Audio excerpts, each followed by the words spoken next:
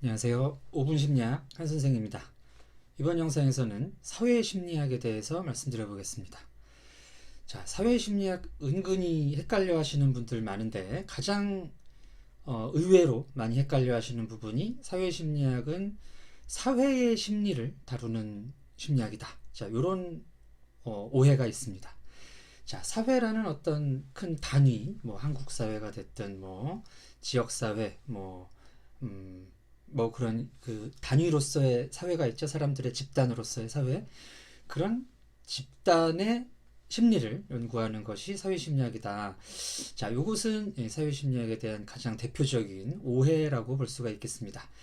자, 사회심리학은 이 소셜 사이콜로지라고 하는데요. 이 심리학에서 소셜이라는 뜻은 한 사람이 있는 것이 아니라 여러 사람이 있는 상황을 의미합니다.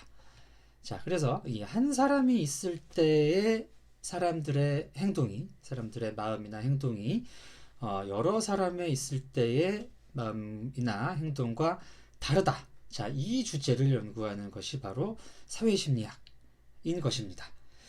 자, 어느 시점까지 약 1900년대 초반, 20세기 초반만 하더라도 사람들은 이 인간이라는 존재가 굉장히 일관적인 존재다라는 생각을 가지고 있었습니다.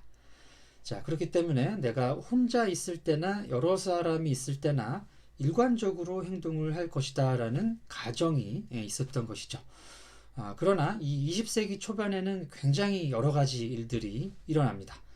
자, 대표적으로 생산 과정에서의 큰 변화가 일어나는데요. 자, 산업혁명이 있기는 했지만 20세기 초반만 하더라도 이 생산력이 아주 그렇게 눈부시게 변화가 있지는 않았습니다.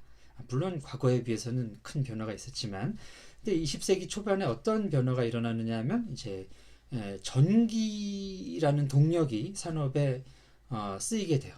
자, 그러면서 굉장히 대량 생산 체계가 이제 들어오게 됩니다.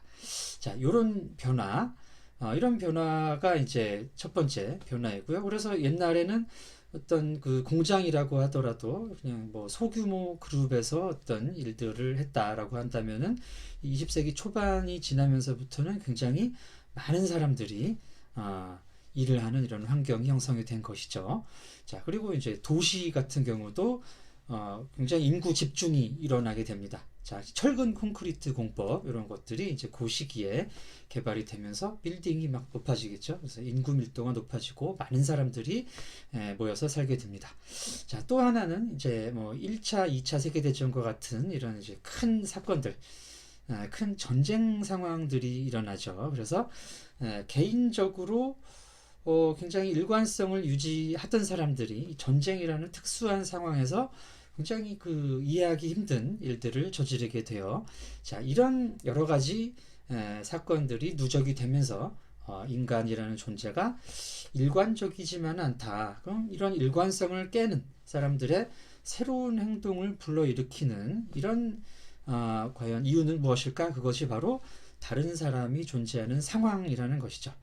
자, 그래서 이 사회심리학의 가장 대표적인 주제는 개인으로 있을 때의 인간과 여러 사람이 있을 때의 인간은 다르다라는 생각에서 출발을 하는 것입니다. 자, 그렇게 이런 주제에 이제 관심을 갖게 된 사회심리학자, 사회심리학의 아버지라고 할 수 있는 사람은 쿠르트 레빈이라는 심리학자입니다. 자, 독일 출신이고요. 미국에서 활동을 한 양반인데, 자, 이분의 이 사상적 뿌리, 학문적 뿌리를 올라가다 보면은 이 게슈탈트 심리학이 나옵니다. 자, 게슈탈트 심리학 우리 영상에서 한번 언급을 한 적이 있죠. 어떤 이 각각의 이런 자극이 합쳐졌을 때 이 전체는 부분의 합 이상이다라는 그런 주제를 다루는 것이 이제 게슈탈트 심리학이었습니다. 자, 이 게슈탈트 이 전체로서 지각되는 이것은 부분의 그 자극을 낱개로 다 쪼갰을 때 이것을 합한 것과는 차이가 있습니다.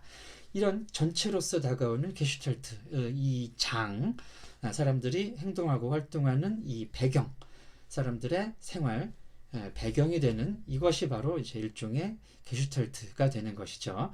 자, 그래서 이 크루트 레빈이 이제 사회 심리학의 아버지라는 평가를 받을 수 있는 것입니다.